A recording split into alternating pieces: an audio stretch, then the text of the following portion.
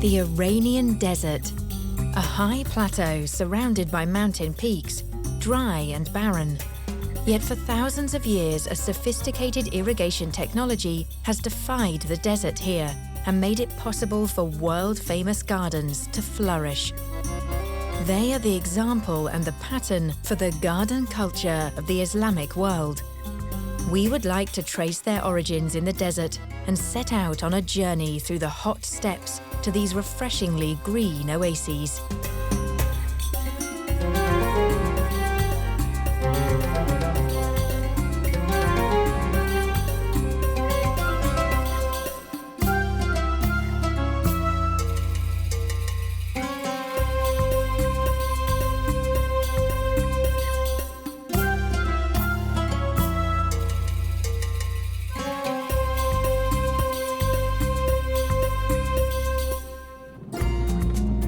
We journey through the east of the Iranian high plateau. Empty steppe and bare rock formations are all that can be seen for hour after hour. Anyone who travels here soon begins to yearn for the sight of a little shade and greenery.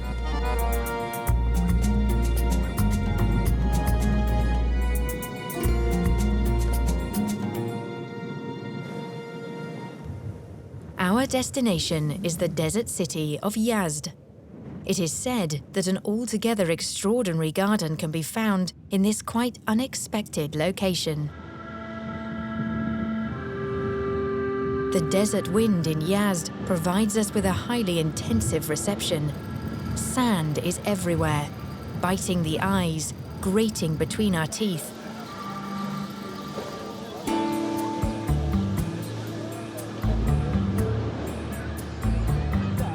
It is no wonder that everything here is the color of sand. And apparently, this is the way things have been for 5,000 years. Yazd is considered to be one of the most ancient cities in the world.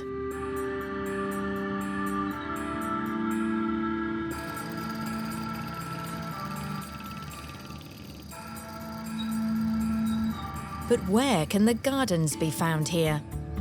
We need only follow the people of Yazd to get an immediate answer.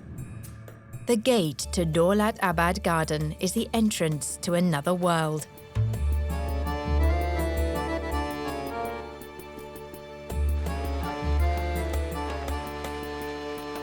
Shade, water and fragrances are our reception here. This then is the place where the local people most enjoy spending their time. Many of the plants that flourish here are something of a surprise for guests from Europe, however, since they are not exactly what we would expect or imagine from a garden with World Cultural Heritage status.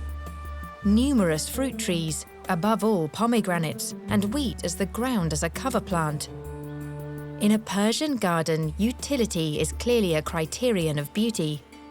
The single word in Farsi for the other side of the wall is paraditsa, and this is the root origin of our word, paradise. The concept is readily understood. A garden behind a high wall is indeed a paradise.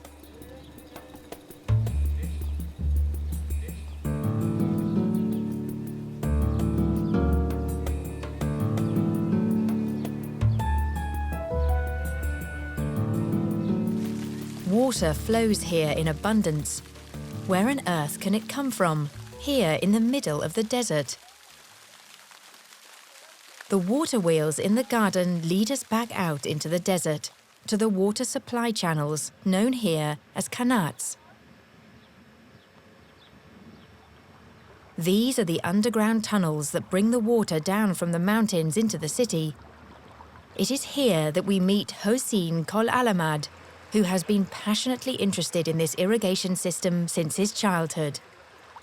واقع دولت آباد از قناتی به اسم دولت آباد آبش تامین می‌کرد. این قنات را تاریخش رو بدون میگم خلاصه میشه. Dolatabad is irrigated by the Dolatabad Qanat. It was built 274 years ago. A number of vertical shafts were excavated in earlier times, starting from the mother spring at the foot of the mountain.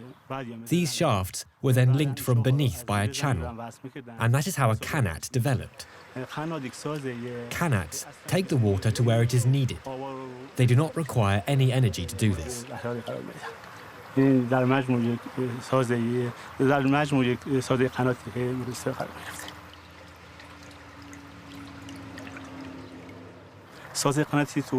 have been Qanats in Yazd for 3,000 years. We used to have about 275 Qanat chains in Yazd. During the long dry periods, almost all the Qanats dried up, and there are now only 4 or 5 Qanat chains in Yazd.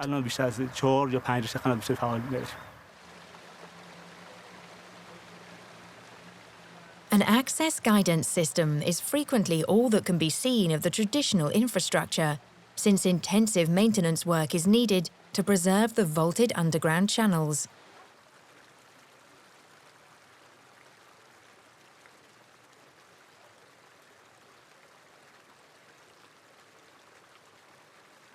The method for the process is still the same as it was 3,000 years ago. Only the instruments and tools used are different today. In earlier times, water bowls or water levels were used to adjust the gradient. Today, modern measurement instruments are used for calculating the gradient of the working surfaces, but otherwise, everything is still the same.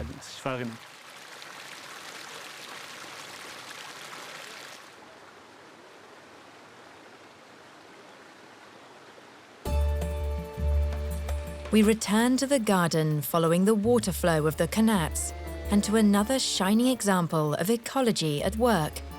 Dolat Abad has the highest traditional wind cooling tower, rising 34 meters from the ground. This historic air conditioner is extraordinarily simple in functionality.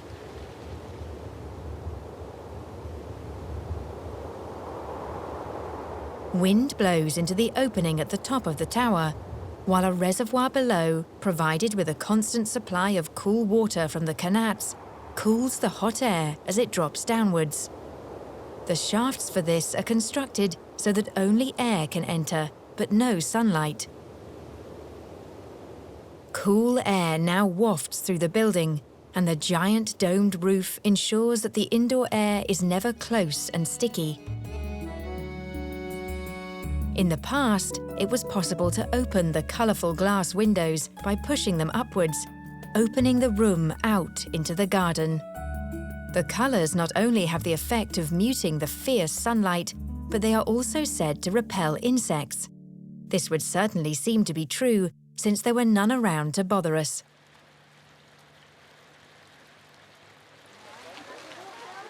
In the midst of all this greenery, it is easy to forget that we are also in the centre of the desert.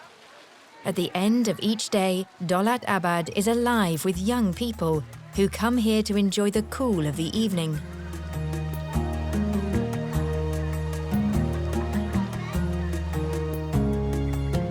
Public gardens in Iran are open until late in the evening, and they frequently also offer opportunities to drink a glass of tea or eat a small snack in the green surroundings.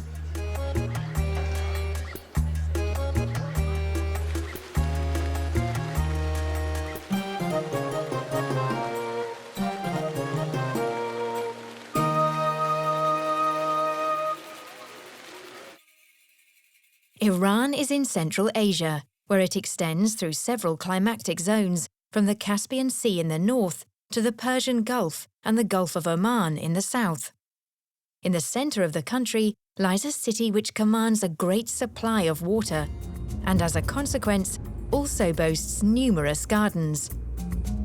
Away then to Isfahan, the river and oasis city.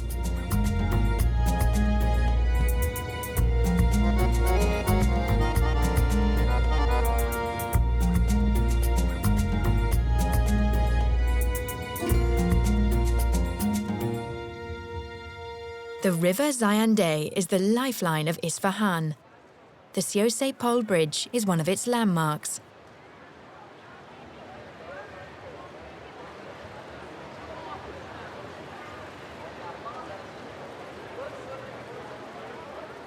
Water is in fact omnipresent in the city. Supply channels flow through every part of it and create green oases.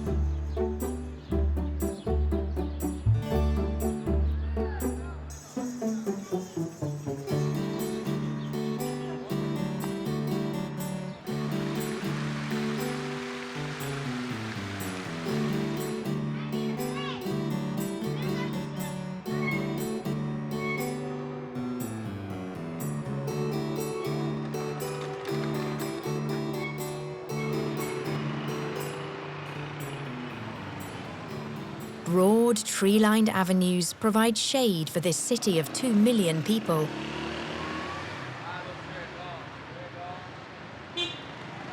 The main access through the city today is the Shah Bagh Avenue, which forms a right angle to the river at its lower end.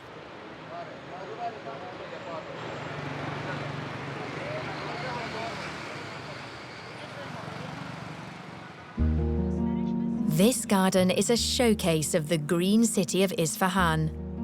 Its name, Chehel Sotoun. 400 years ago, only a king of great wealth was able to afford such a garden. Water and shade from the sun represent a true luxury here, and Chehel Sotoun flaunts a wealth of them both.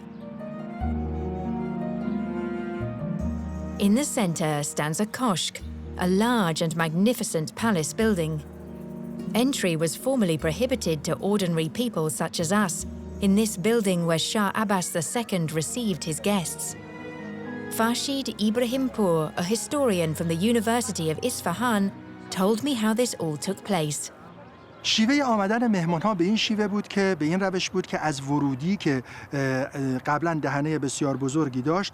The guests came here in their coaches, together with their servants up to the koshk, where they were received by the minister of the king, or sometimes by the king himself. پادشاه به استقبال اون می‌رفتن. در جاهایی هم خود پادشاه با توجه به مقام و مرتبه اون شخص، جایگاهی که داشت، به استقبالش می‌اومد و Everyone took their place, arranged by rank, with the royal family, the ministers, and the guests seated with the king, followed by the people the guests had brought with them. Then the executive officers, and finally the people who provided the entertainment, who were then a long way from the king. و کسانی که برنامه‌های بساط شادمانی رو انجام می‌دادند هم طبق مرتبه و سلسله‌شون قرار می‌گرفتند.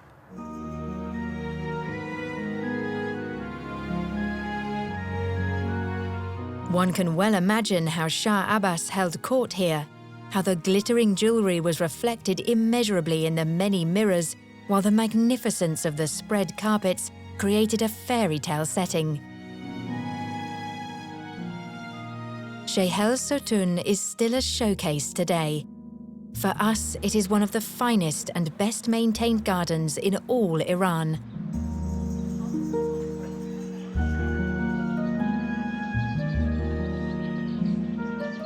It offers surprises, such as this newly planted avenue of mulberry trees.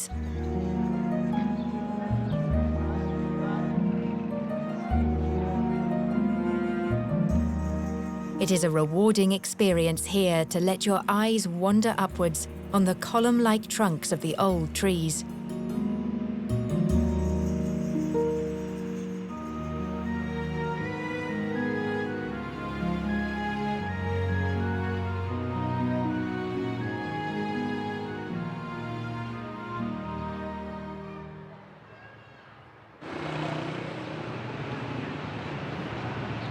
We had expected to encounter more visitors in this garden, but at this time of year, the Isfahanis have another favourite place that draws them all away: their river. The banks of the river Yazd are something like the city park of Isfahan. Thousands of people spend their leisure time here, and make use of every fine day. This is because an event occurs every June, which the Isfahanis do not like in the least. The river dries up completely because the water is diverted to the desert city of Yazd.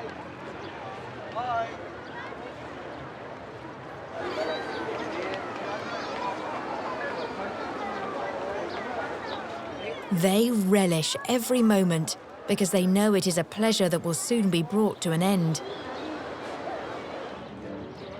The famous bridges of Isfahan are favorite meeting places for young people who enjoy themselves here. They make music and flirt like young people everywhere else in the world. The young people in particular are very self-confident, curious and open, and we Europeans notice none of the subtle rules of behavior that are a matter of course to Iranians. Apart from the mandatory headscarf, there are no limitations to our freedom of movement.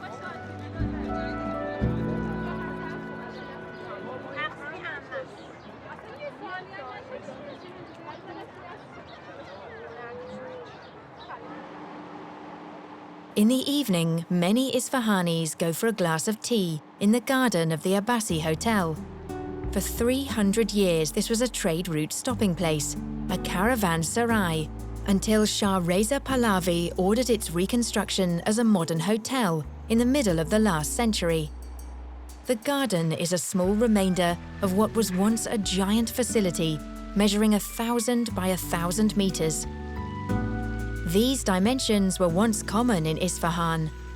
The garden today is filled with guests until late in the night. Leisure and gardens are intimately intertwined in Iran.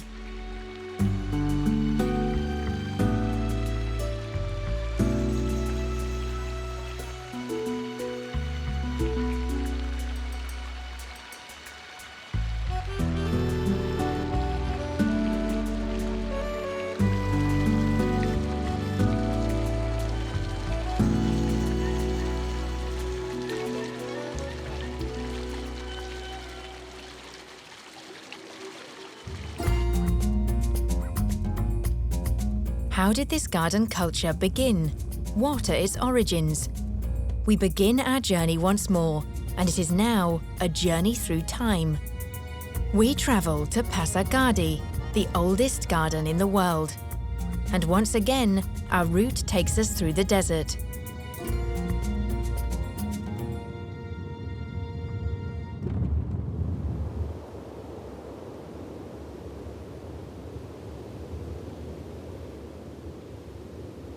We have all become silent and almost reverential in this magical location. The light green color of this high plateau that is still remote today helps us to understand at once why Cyrus the Great, ruler of the Achaemenid Empire, chose this site as his seat of government 2,500 years ago and built the first royal city of Persia. The inscription reads, "I am Cyrus the Great, king of the Achaemenids."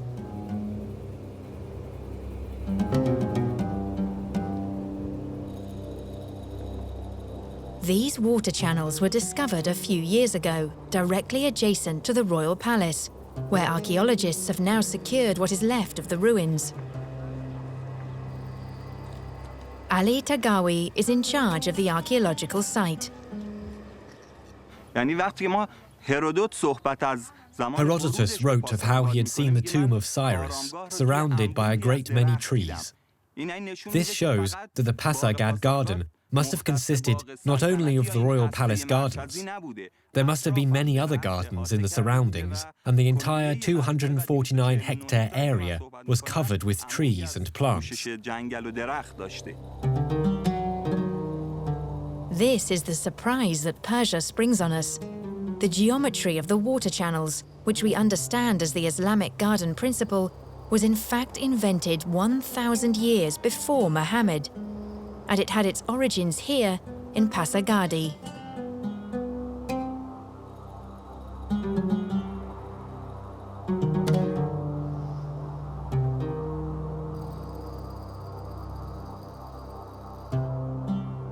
As far as we have been able to establish, the irrigation channels were 1,100 meters long and made from stone. This very cleanly cut stone is from the Sivand mine. A small shaft is placed every 9 to 13 meters, and this configuration is repeated continuously and rhythmically as channel and shaft, channel and shaft. یعنی این به صورت یه چیز ریتمیک تکرار میشه 9 متر تا 13 متر یه حوضچه جوی حوضچه جوی.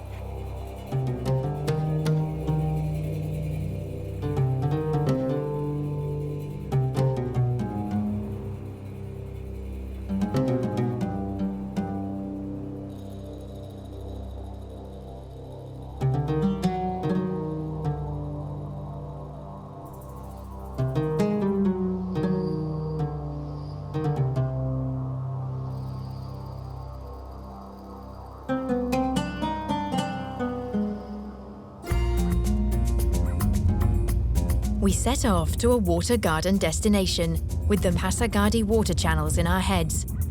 But the longer the journey lasts, the more absurd the whole idea appears to us.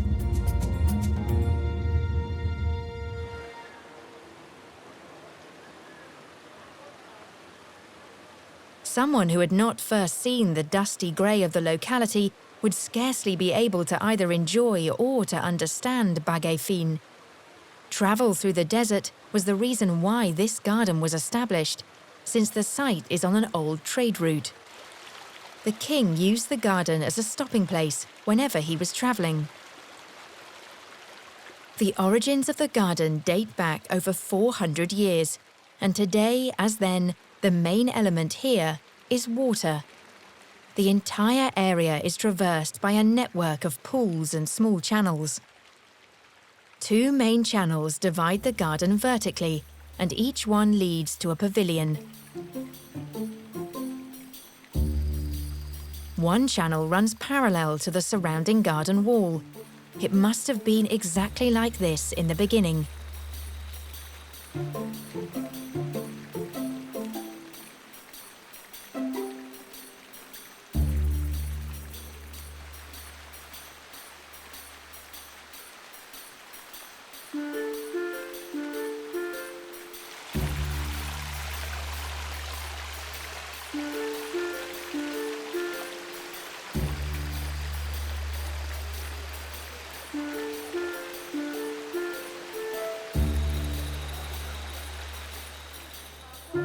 "400 years ago, the king alone had access to the pavilion water pools, where the tourists splash today.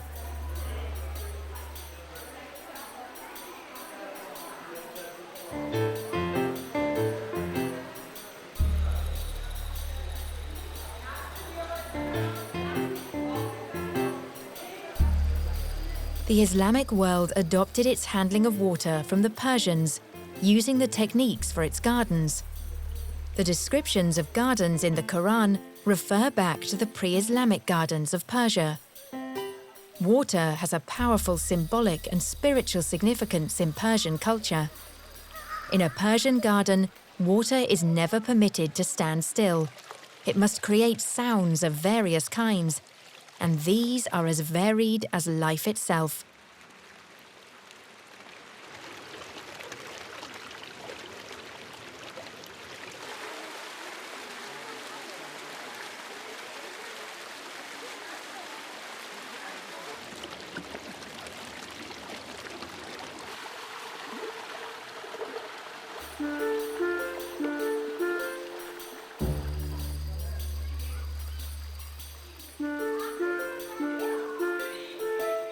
Hamidreza Jahani has been busy in the garden for a great many years. He has spent thousands of hours here, and he has summarized the personal experience he acquired for us. The European garden are some landscape to see them, watch them, but the Persian garden are some space to live into, to live inside them. It's the major difference between Persian garden and European garden.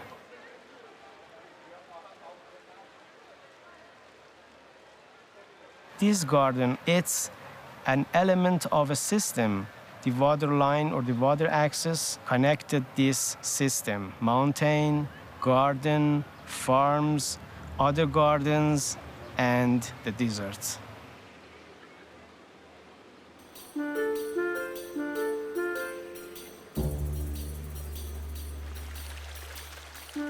Cypresses were originally planted along the paths.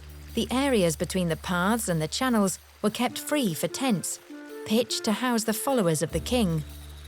Some of the trees here still date back to the time when the garden was first established, and today they are awe-inspiring giants, 370 to 450 years old. The layout of the garden has remained original, but with a lot of destruction. For example, in recent decades, the garden destructed because of a lot of trees dried and falled, and new trees have been planted out of the planting system of the garden.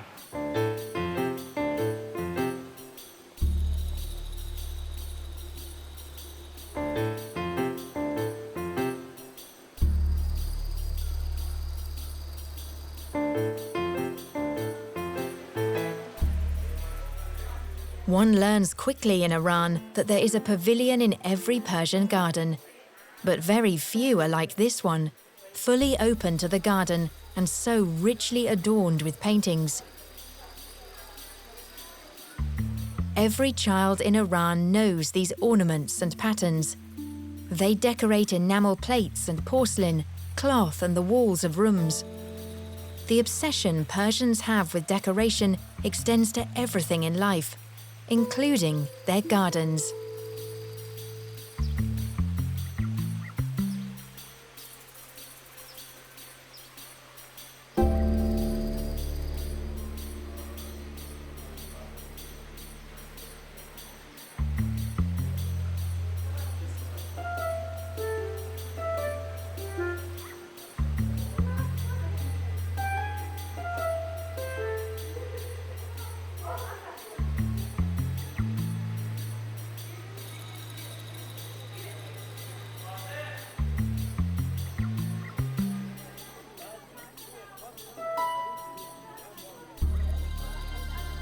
Bagh Fin is also in the center of a dry and dusty region.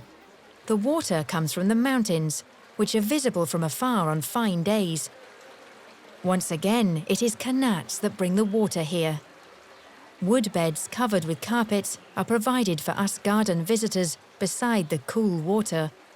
It is easy to forget when sipping tea here that the desert is only a stone's throw away. Once again, it is the adobe walls that turn the garden into a fortress against sand, storms, and wild animals. Into a paradise, in fact. Beautiful gardens cost money. Where does this come from? The city of Kashan is close by, and we are very curious about it, because it was once a hub intersection on the Silk Road. Will we find anything left that recalls this period of splendor? A walk through the bazaar is a sobering experience.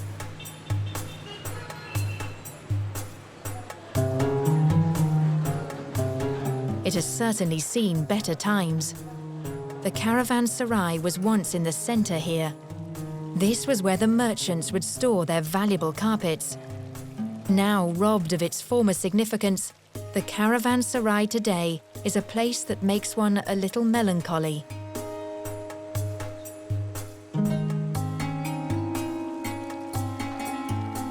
The merchants were once rich and powerful people, and they could afford to build not only the vaulted ceilings in the bazaar, but also beautiful private homes.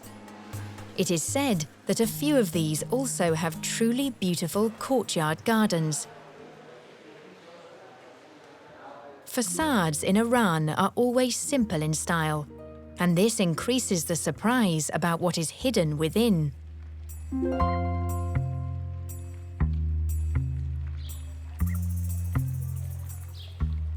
The proprietor, Mahin Raheb, enjoys this pool every day. My nephews, nieces and cousins and I all grew up here. I learned to swim in this pool.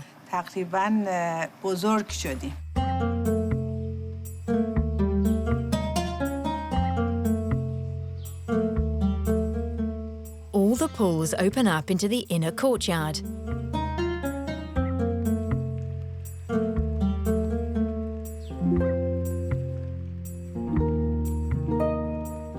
Mahin Reheb lived here formerly with her family. She had the frescoes on the walls restored for love of her delightful childhood memories.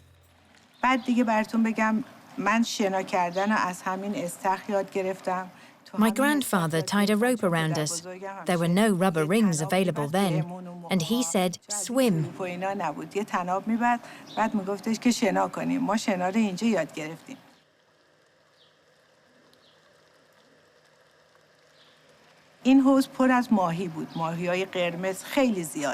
My grandmother scolded when we swam. You will kill the fish. We didn't listen to her and carried on.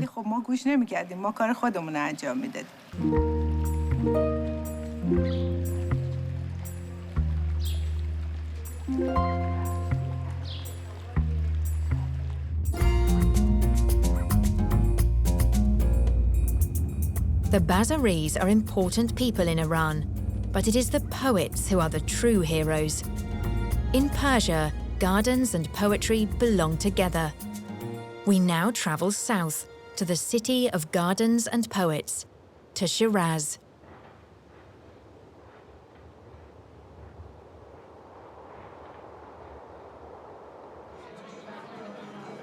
The 14th century poet Hafiz is considered to be a national saint. It is said that the garden was his favorite place, and that is where he has remained. His tomb is in the center of the Musalla Gardens. The alabaster sarcophagus has the following inscription: "When you guide your steps to my tomb, be sure to bring wine and a lute with you, so that I may rise again dancing." The joy in life the poet Hafiz took and expressed for eternity in his verses over 600 years ago is now a welcome retreat from the strict regime of the mullahs, who currently have a say in the running of the country.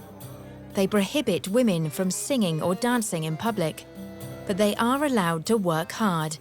Over 70% of Iranian graduates are women. Masa Astaneh is a lawyer, and she regularly visits her Hafiz, as she puts it, to read his poems. پیش از این اندیشه عشاق بود مهرورزی تو با ما شهره آفاق بود یاد باد آن صحبت شبها که با نوشین لبان بحث سر عشق و ذکر حلقه عشاق بود پیش از این که این سقف سبز و طاق مینا برکشند منظر چشم مرا ابروی جانان تاق بود از دم صبح ازل تا آخر شام ابد دوستی و مهر بر یک عهد و یک میثاق سایه معشوق اگر افتاد بر عاشق چه شد ما به او محتاج بودیم او به ما مشتاق بود It was about the whole beauty of the world and actually Hafiz said that we must pray God because of these beauty, because of creating these beauties. It is a very good place to gather together and read out loud the poems and have a very good time with each other. This is a place that also has the function of an oracle. Young people come here with a question in mind and open the book at random. The page and the poem found by chance provide the answer they are looking for.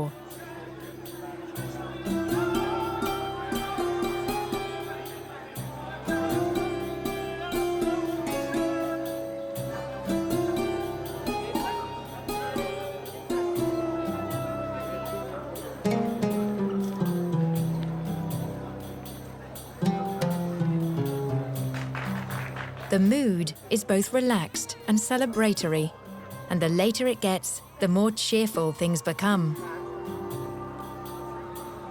The Musalla Gardens, a poetry slam in Persian.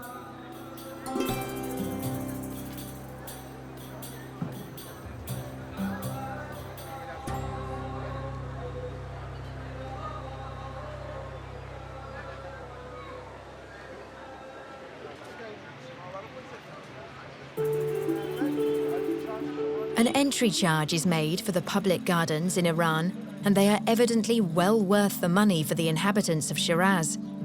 People come to the Erum Garden not only for pleasure, but also to learn something. It belongs to the university as a botanical garden. Conifers from all parts of the world, tall pines, palms and orange trees, are gathered together on this well-cared-for terrain. This is a mixture that can only flourish in this especially mild climate here.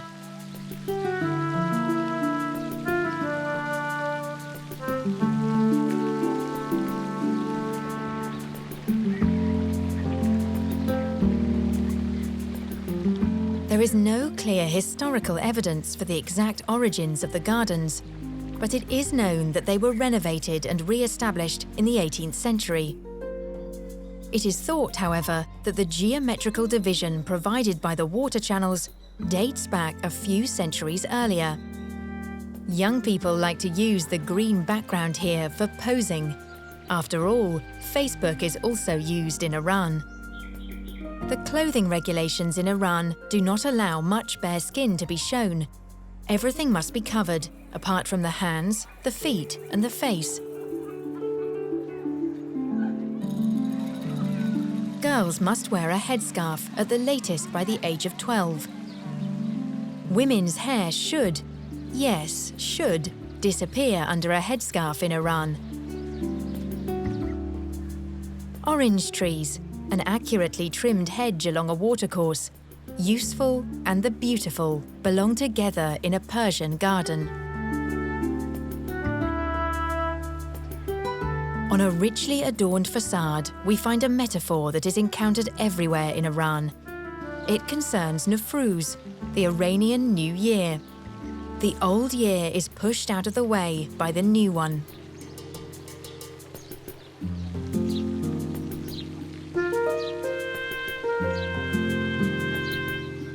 Poetry and the art of gardening are twins here in this city, and the walls are decorated with poems by Hafiz, the celebrated poet of Shiraz, in elegant calligraphy. Now, as the garden air wafts about me like a hint of paradise, I rejoice in the wine that the dearest of eyes is again smiling upon me.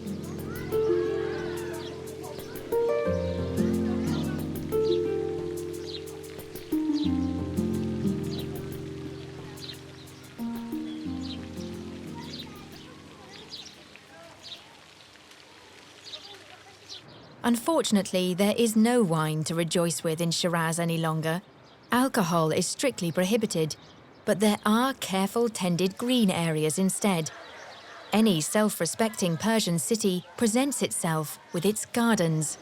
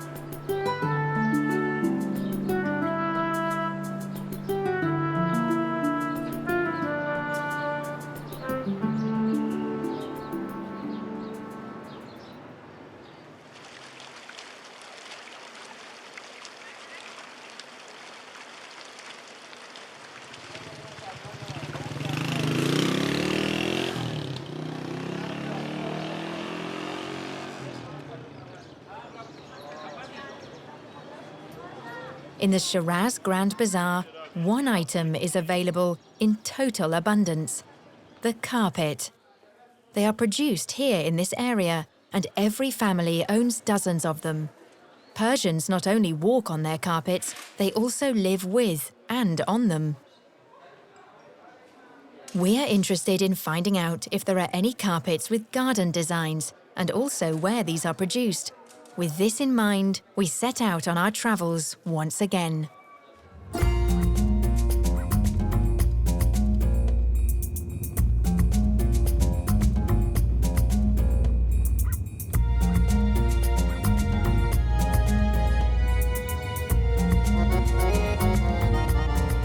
A journey in the direction of the Zagros Mountains is also a journey to the Zagros sheep.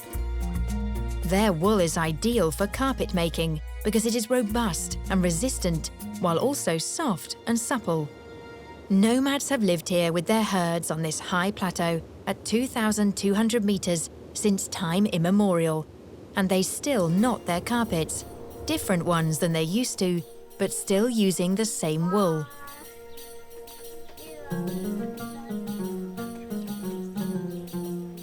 They make garden carpets, and do so in a landscape in which no gardens are to be found far and wide. They all have their origins in the minds and imaginations of the makers.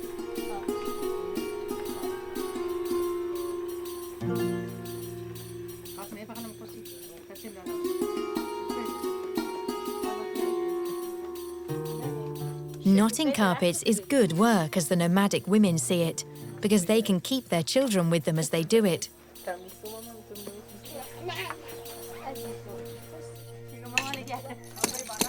The Qashqai have now settled permanently.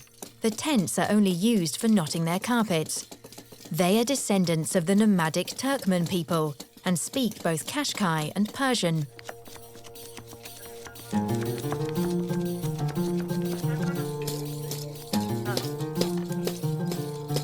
Some 15,000 women carpet makers work on the high plateau for the Iranian distribution company that has branches around the globe.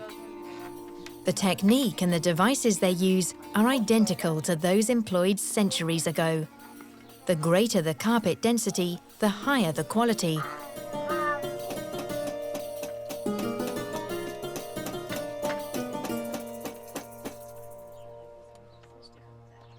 The waiting time for an ordered carpet is several months, because this is the time the Qashqai women need to finish a single carpet.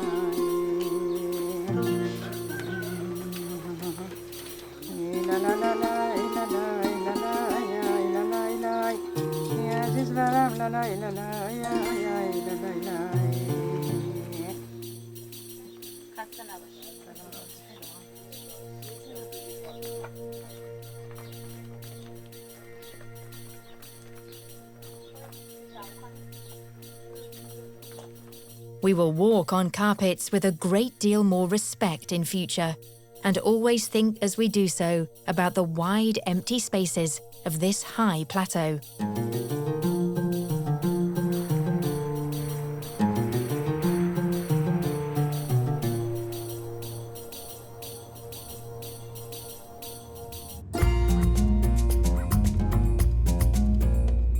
We travel to Isfahan once again, the city after which a famous rose variety is also named. A real rose garden. This is what we still want to find. Back in Isfahan, on Imam Square. One of the largest public squares in the world, with its sides measuring 500 and 165 meters. The Great Mosque holds every gaze at first, but it is in fact only one element of a harmonious whole. Religion, business, and secular government. These are the three factors that together and in harmony make a flourishing city possible.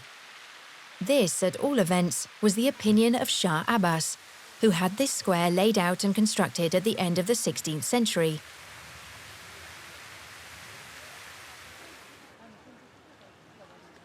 It comprises a mosque, the royal palace, and that lifeline of the city, the bazaar. The Bazaris were powerful people in earlier times. Political decisions could not be reached without their blessing. Isfahan is famous for its craftspeople. The pictures produced by the tinsmiths with their flower ornamentation are popular decorative items for walls.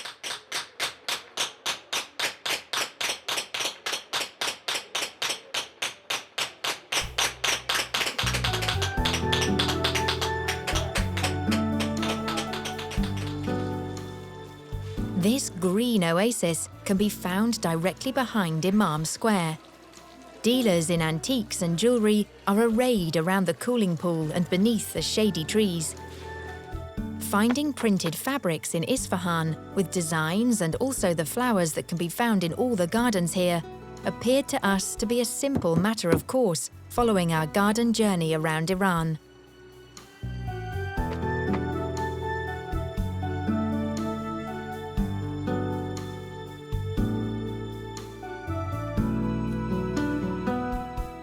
The way Iranians create a new public garden today can be seen in Bagh Egola. The name simply means flower garden. Water is of course also important in this modern garden, together with the symmetrical axis in the center.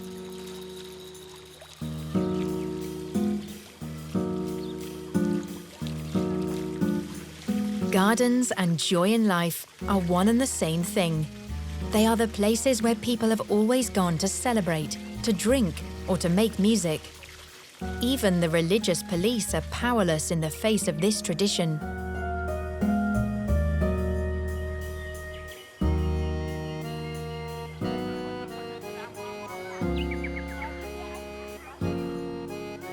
All historic styles are gathered together in a garden. There are no historic specifications on which to hold fast. Everything of beauty is permitted. The proximity to the river allows intensive irrigation, even for the flower borders, which are unusual in Iran.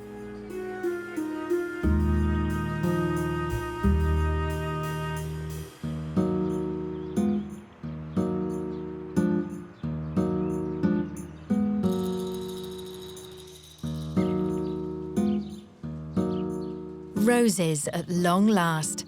We had searched for them in vain in a great many gardens.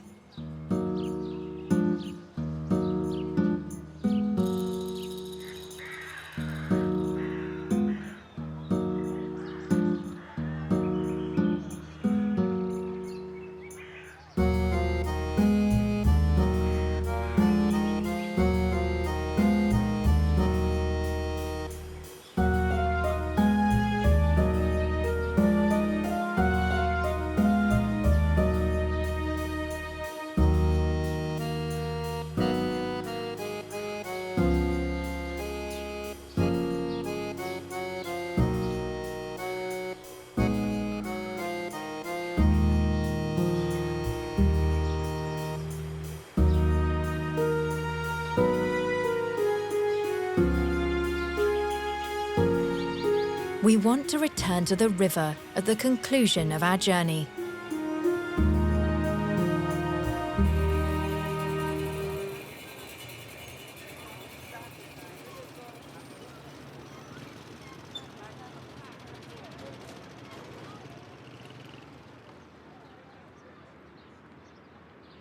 Persians love to be out of doors, in a green garden setting, and to eat and drink there.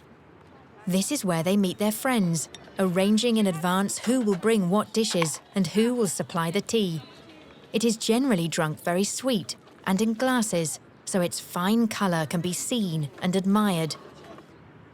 Paria Tavakoli will sing for us, although she is not really allowed to do this in public.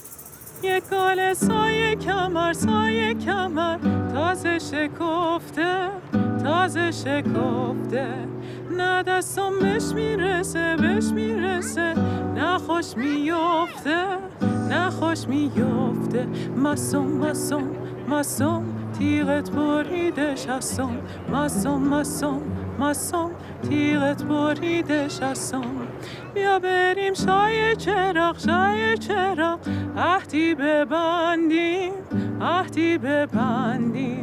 هر کدوم عهد بشکنیم کمر نبندیم مصم تیغت بریده شستم مصم تیغت بریده شستم. We take our leave from Persia and its gardens to the sound of a love song sung by Paria. We take with us the experience that paradise is not in heaven, but it is rather a green retreat for recreation and conviviality in the middle of the desert.